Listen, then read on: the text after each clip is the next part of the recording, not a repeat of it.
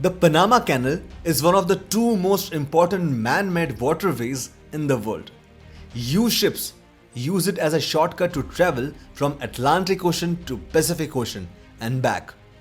Giant ships have to pay more than $500,000 as toll every time they use the canal. Despite these, tens of thousands of ships cross the Panama Canal every year, which brings the daily average traffic to around 40 ships. Given that there are many other alternative routes, why do many ships still prefer this very expensive path? In this video, we will not only answer this question, but will also explore the engineering marvel that the Panama Canal is. Over 80% of the cargo transport around the globe happens via sea. This is simply because sea freight is most cost efficient. Though air freight ensures speedy delivery, it is also extremely costly. When it comes to cost and speed, road and rail shipping lies somewhere between these two. But sea freight is always preferred when bulk goods need to be transported over long distances in large scale. Given that the global economy is hugely dependent on cargo shipping, it is safe to say that sea freight is essential to world trade. Oil, electronics and most other products that we cannot live without reach us via water. Only the shortest route can ensure that the goods reach the market on time and at lowest cost. This is what makes us shortcuts such as Panama Canal extremely important. It is the shortest route to cross into the Pacific Ocean from the Atlantic Ocean and vice versa. Before this, ships had no other way than to traverse the lengthy way around the South Americas to do so. For example, transporting goods from Europe to west coast of America required the ships to travel thousands of extra kilometers to reach their destination.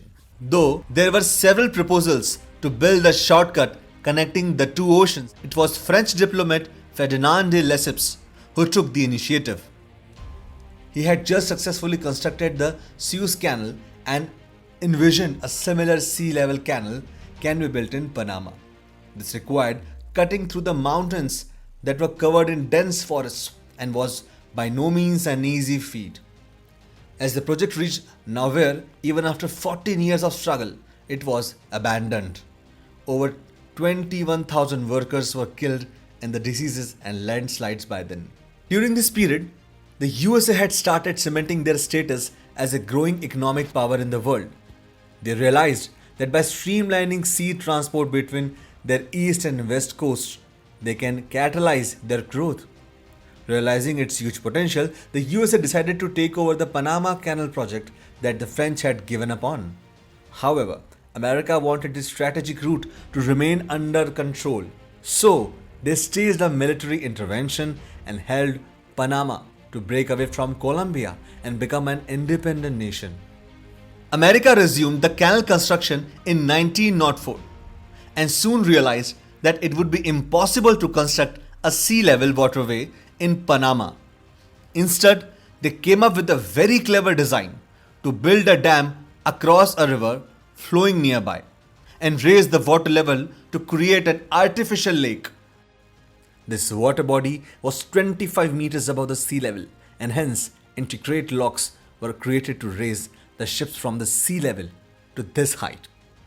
A ship that enters from Atlantic Ocean to the canals enters the artificial lake via 3 lock chambers, travel through the lake, and this is then descended to sea level via 2 other lock chambers.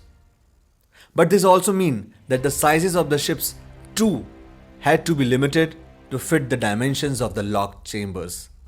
The lock chambers in Panama Canal are 320 meter long, 33.5 meter wide and 12 meter deep. Only those ships that fit within these measurements can pass through the canal. These measurements are called Panamax, and the ships that are meant to pass through the canal are constructed keeping this in mind. For instance, all American warships have to mandatorily stick to the Panamax measurements even today. It is only their huge aircraft and helicopter carriers that are exempt from this restriction. The Panama Canal is 82 kilometers long, and it takes less than 10 hours for the ships to cross it. If not through the canal, the ships would on average take at least extra 15 days. This would mean huge cost for the shipping company when you take into account the fuel cost and charter fee for the ship, which also includes the wages for the crew. What the Panama Canal exacts as toll is only a fraction of this cost. This is precisely why most shipping companies prefer this route. Besides cargo ships, cruise ships and warships also use the canal for passage. The toll is computed based on parameters such as the type and the dimensions of the vessel and how much it weighs. For instance, a Panamax container ship can carry as many as 5,000 containers and at the rate of $90 per container. Total toll is over $450k. A cruise ship will be charged on the basis of the number of travelers on the board. Given that the standard rate is $150 per person, a cruise ship carrying 4,500 people will have to pay close to $675k in toll. Only container ships with capacity up to 5,000 containers can cross the old Panamax locks of the canal. With the aim of further reducing the freight costs, bigger ships were built. So Panama responded by building bigger lock chambers. These new Panamax locks can hold ships with capacity up to 14,000 containers. However, even larger ships and tankers are built today. It is impossible even for new Panamax to contain these super ships and tankers. Such carriers have no option than to look for alternatives. For example, a ship that leaves China to New York does not necessarily have to go via Panama Canal. It can pass across the Suez Canal, though it means traveling a slightly longer distance. Another alternative would be travel via sea to the west coast of USA and then rely on rail or road transport of move goods to the eastern coast.